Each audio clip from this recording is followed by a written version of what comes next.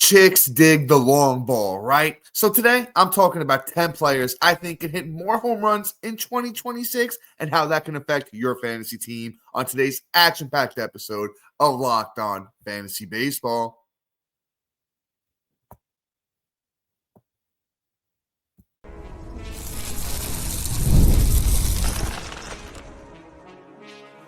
You are Locked On Fantasy Baseball, your daily fantasy baseball podcast. Part of the Locked On Podcast Network, your team every day.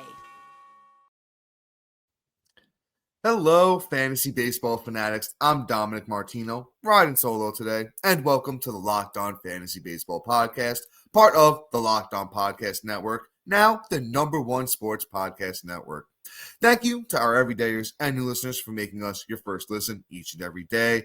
Matt and I are longtime fantasy baseball analysts. Between the two of us, there's over 40 years of fantasy baseball knowledge, and we do this podcast to share it with you. Wherever you watch and or listen, please be sure to like, subscribe, comment, rate, and review. It helps us grow the podcast and keep the lights on over here. And today's episode is brought to you by FanDuel. Right now, new customers can bet just $5, and if your first bet wins, you'll get $300 in bonus bets to use across the app. Download the app today. And all right, guys, I said it up top. Chicks dig the long ball. So today I have a fun episode where, I'm not necessarily, I don't want to be tied down to any specific projections, but I think these guys could potentially hit a decent amount more home runs in 2026. So a fun little episode here. We're just going to run through the 10 names. We're going to, just go through them. I got a couple of more stars at the top, a couple of more intriguing middle end guys, in the middle. And then at the end, I kind of just have some dudes who might have underperformed generally. Not necessarily stars at the bottom. So let's just get it started. Let's do Oneil Cruz first. Oneil Cruz, man, I feel like we've just been waiting for the breakout season for a while now.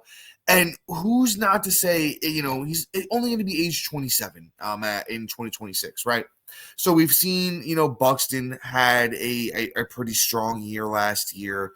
We've seen guys do it, even older than this. So I still think it's in the cards for Oneil Cruz.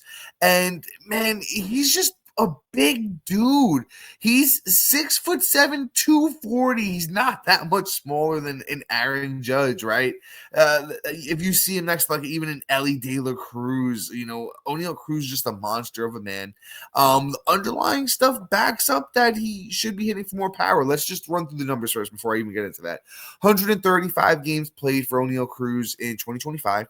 471 at-bats, 62 runs, 18 doubles, 3 triples, 20 homers, 61 RBIs. He did have a career-high 38 stolen bases, but he also had a career-low 200 batting average.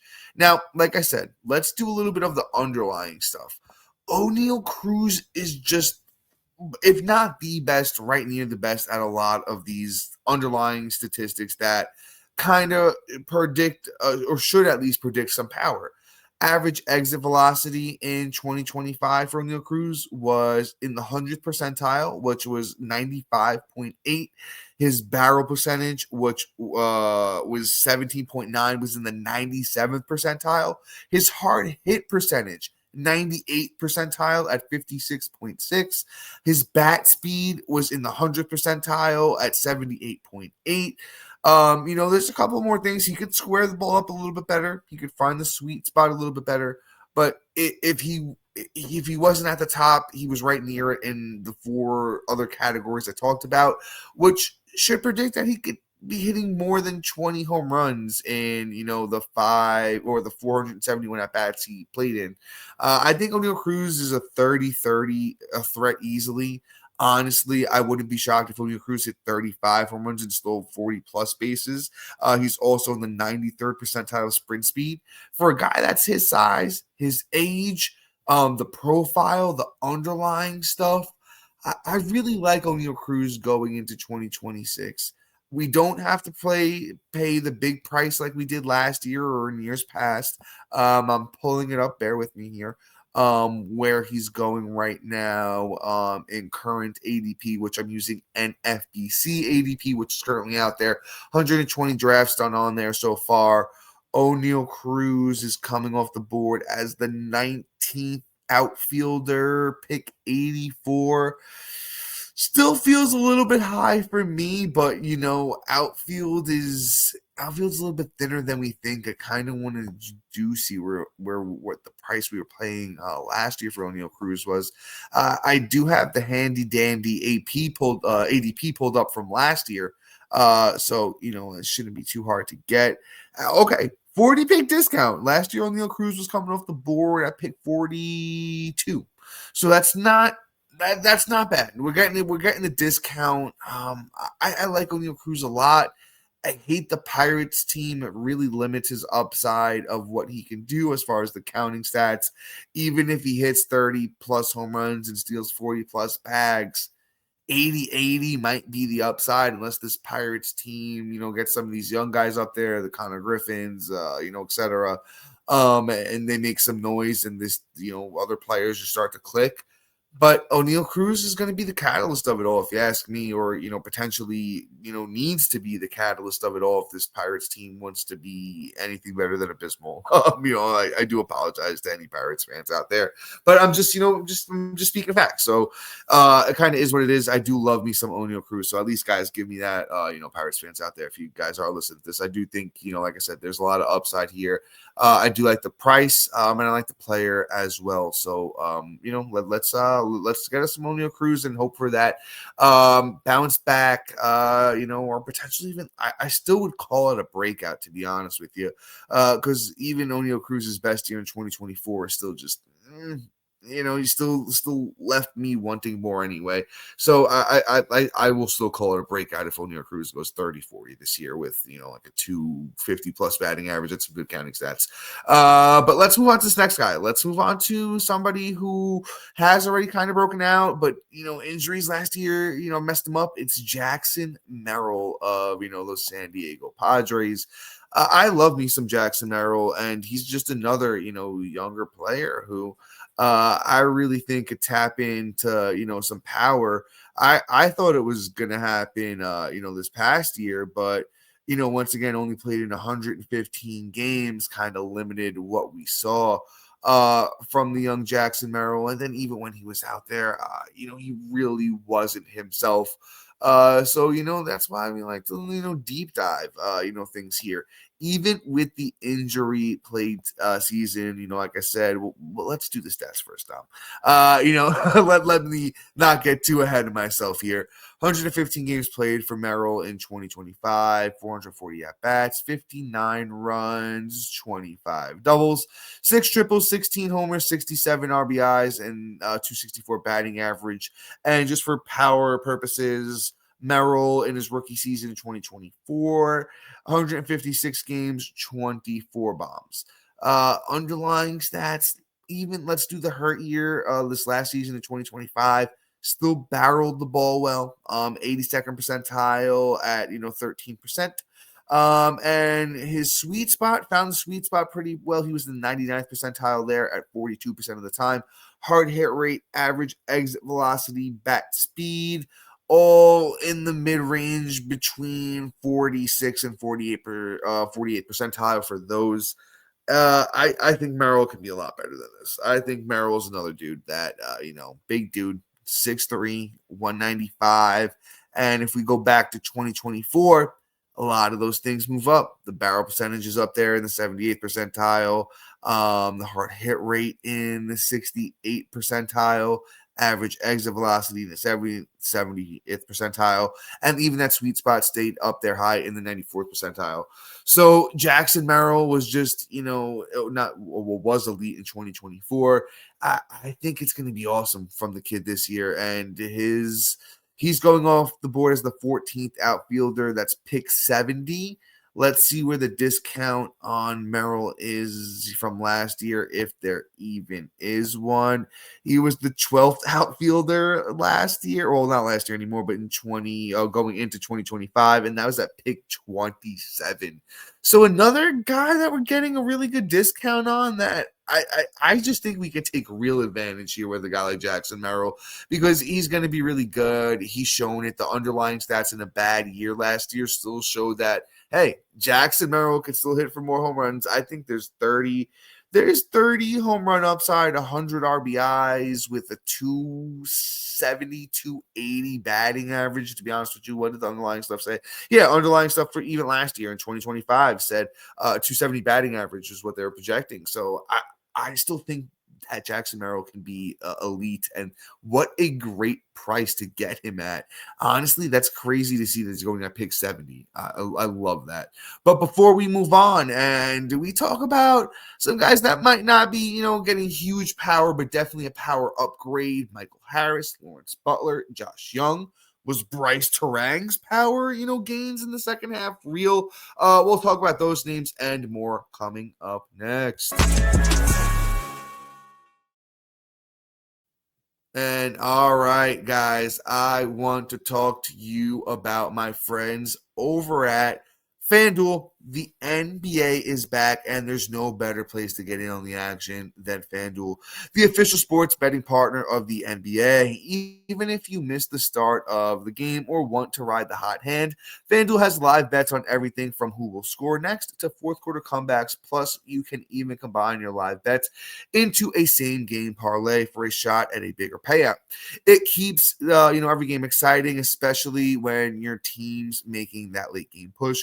Right now, FanDuel is giving new customers $300 in bonus bets when your first $5 bet wins. So head to FanDuel.com to sign up and play your game with FanDuel, the official sports betting partner of the NBA. And guys, I want to help you make that first $5 bet count.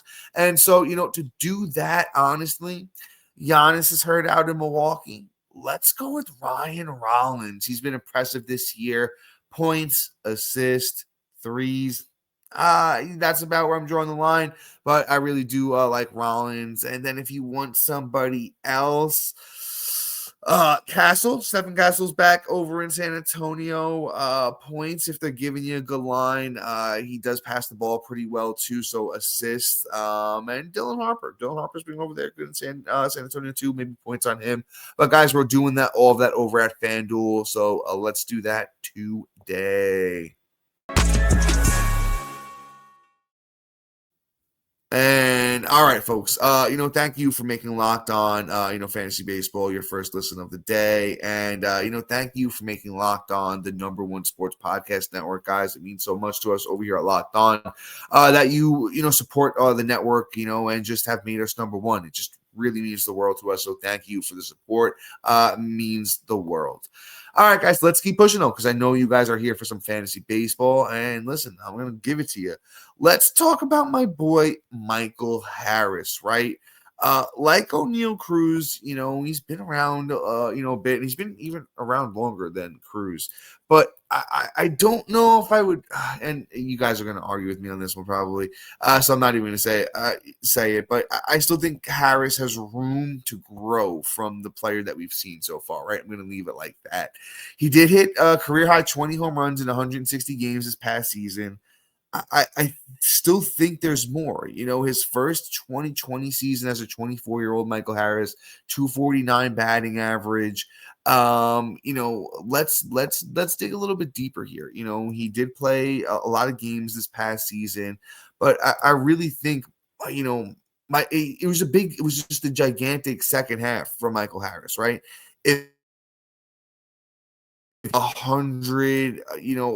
120 games for the season. I really think that Michael Harris, could be a top 15 outfielder. There's people who go the other way on Michael Harris too, like Matt, my brother, who doesn't believe in Harris at all. He's around the 50th percentile and, average exit velocity, barrel, hard hit rate, right? The bat speed's up there though. I think there's like 25 home run upside. Even if we go back to 2024 though, where, Harris had a more consistent, better year overall. The average exit velocity was higher, so was the barrel percentage, so was the hard hit rate, 82nd percentile for hard hit rate, average exit velocity of 73rd percentile, even the bat speed, 86th percentile. So there's room for Harris to grow, be a better player.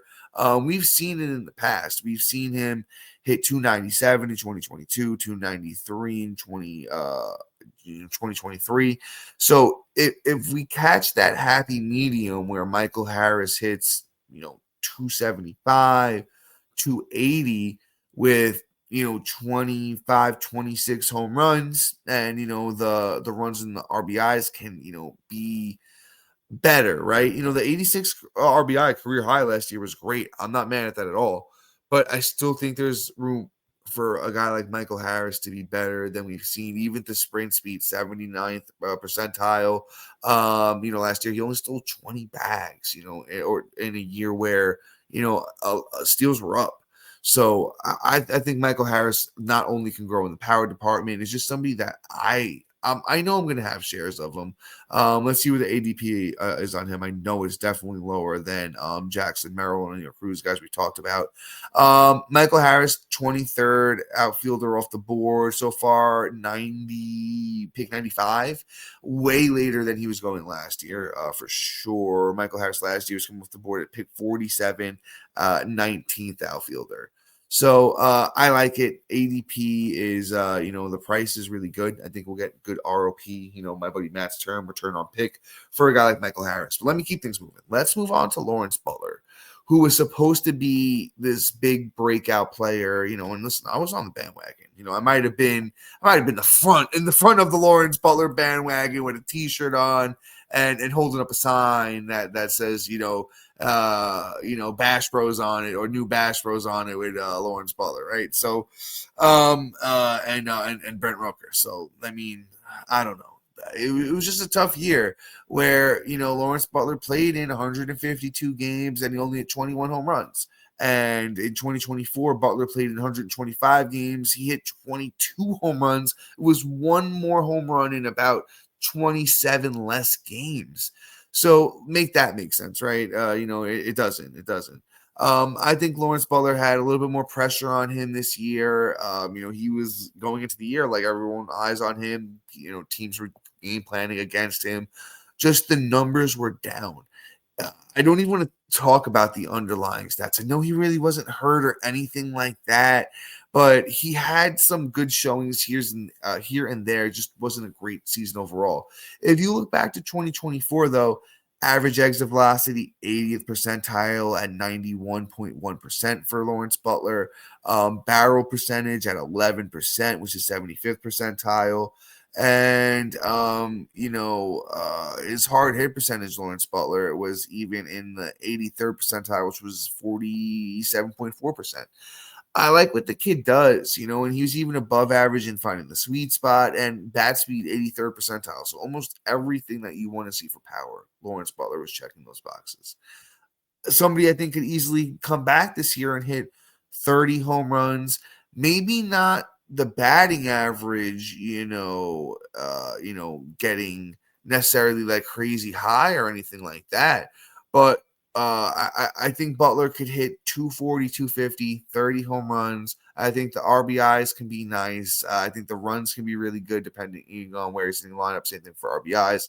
And then steals, he's not like the fastest guy out there, to be honest with you. He's not somebody who's like blowing you away with his speed. Did steal 22 bags this past year. Can get you 20. Not going to knock him off that, especially as a 25-year-old Lawrence Butler. Once again, with these athletics that, are putting together a nice young core here. So with that being said, I do like me some Lawrence Butler. Let's get his ADP for, this upcoming season real quick. He's definitely going to be lower than these guys we talked about. 31st outfielder, pick 138. I like it. I'm not mad at that. Honestly, after that, you're talking about a lot of guys that have big question marks, like him too. We're not going to talk about Mike Trout today, but his ADP is outrageous. We'll find a day to talk about that. Let's sneak one more. No, we're not going to sneak one more name in. Before I move on and talk about some more cool names, I said Brice Turang. We'll actually do him next. There's just tease. I got Josh Young. I got Jordan Westburg, and more coming up next.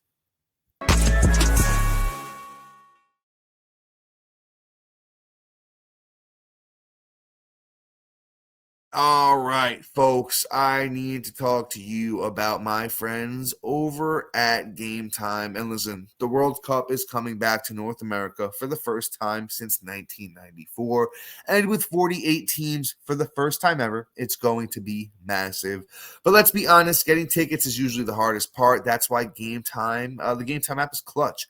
Finally giving fans a real advantage when it comes to snagging seats with Game Time. You can track the price drops in real time, get alerts when great seats open, and buy tickets the moment they hit the app. It puts the power back in your hands and makes going to the World Cup realistic instead of impossible. You pull up the app and the layout makes it so simple. You scroll through the matchups and compare the seat views, pick a game, tap the section, and have the tickets locked in within minutes. No confusion, no hunting for the fine print. Take the guesswork out of buying World Cup tickets and every match, concert, or even event with Game Time. Download the Game Time app, create an account, and use the code LOCKEDONMLB for $20 off your first purchase. Terms apply. Again, download the app, make an account, and use the code LOCKEDONMLB for $20 off. Swipe, tap, ticket, go, Game Time.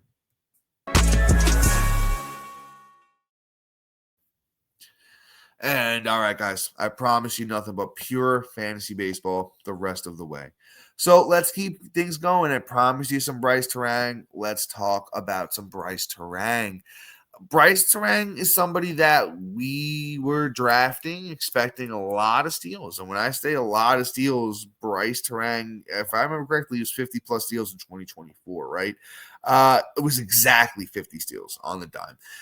He only sold 24 bags, this past year, but he hit 18 home runs, and was really, really good overall. So even though he may not have contributed exactly where we wanted him to, overall he was better. And the power was up. 11 more home runs overall from 2024 to 2025 for the young Brice Turang, who plays for those Milwaukee Brewers. And I think a lot of the things we saw remain true. I don't think he's gonna pace out like he did in the second half and just be like a 25 plus home run guy. But could Turang hit 20 home runs, steal 30 bags, keep the great run in RBI totals, the 97 runs, the 81 RBIs, and the 288 batting average? Yeah. I'm not thinking that most of those things are fake, right? Like I said, if you're going and drafting Turang thinking, oh, hey, the way that the power played out in the second half, he's going to be a huge power guy. I'm not necessarily thinking that, but I'm thinking the gain is pretty legit. The speed is, just legit because that's who Turang is. He could easily steal 30, if not 40 bases, in 2026. I'm actually curious to see where the ADP is on a guy like, Brice Turang. Bear with me here. Turang's ADP, I want to say it's up from where it was last year. Third second baseman off the board, pick 61. But that is well deserved, man. I might even be jumping in there and not being too mad at it, right? Last year, Turang was coming off the board ninth, the second baseman, pick 117. So we're getting the tax. We're getting the tax on it, but like I said, it's pretty well deserved from Turang. So I like it. And like I said, he's definitely somebody that I think the power is legit on. But let's keep things pushing. Let's move on to this next guy. Let's talk about Jordan Westburg. Jordan Westburg dealt with injury last season, and we were expecting a big continuation from what we saw from him in 2024, where he was an all-star, right? He only played 85 games, but he still cranked out 17 home runs, and he only hit 18 home runs in 107 games in 2024. Kept the batting average right on par with that 265, and I think that's where he's going to live around. I want to say from 260 to 270 is about that sweet spot for Westburg. But Westburg's another guy. Could he hit 30 home runs? I don't see why he couldn't. This Orioles team, Baltimore Orioles is where he plays. I don't see why they can't be better. I hope they're better for fantasy baseball purposes. And when you look at the underlying stuff for Westburg, in 2024, we're not going to do 25 because he was hurt. Average exit velocity, barrel percentage, hard hit percentage, sweet spot percentage, all between 80 or 77 and 81 percentile. Great numbers there. He could do it. He could definitely do it. Just depends, if he could just stay locked in, he can stay healthy. He's 6'1", 210, big guy. Jordan Westburg is. I like what he brings to the table, and he's going to be 27 in 2026, and I'm sure he's another dude that we're not paying the price we did last year. At least I hope not. He's the 9th third baseman coming off the board so far in early ADP, pick 135. I like that. And I definitely think he was inside the top 100 last year, if I am not mistaken. I will pull that up here, though, just to fact check myself. Pick 82. So, nice little discount here. And I don't know if I mentioned this, but this is where you make your money. You find guys like this. I named a bunch of them that we know who they are and what to expect from them. And if we're getting this kind of discount on guys like this, I love it. I honestly think it's going to help us, just be good at fantasy baseball and make some money, right? That's what we want to do here. I digress though. Let's move on. Let's I got a few guys lined up here. Let me take my pick of who I want to do next. Let's do Ezequiel Tovar. Let's do Ezequiel Tovar of the Colorado Rockies, right? It's almost an easy one just because half those games are in Coors, right? And, Tovar, I said it during the season, and if you were with us, throughout the season and you were watching, you heard me say it, that Tovar dealt with, not a lot of injury, actually. Oh, no. Okay, I'm sorry. I was looking at 2024. He did deal with a good amount of injury last year, and I said one of two things is going to happen.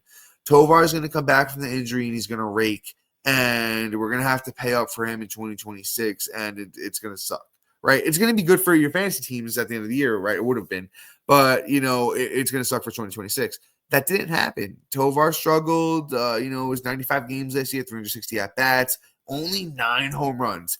He did hit the 26 home runs in the 157 games in 2024, right?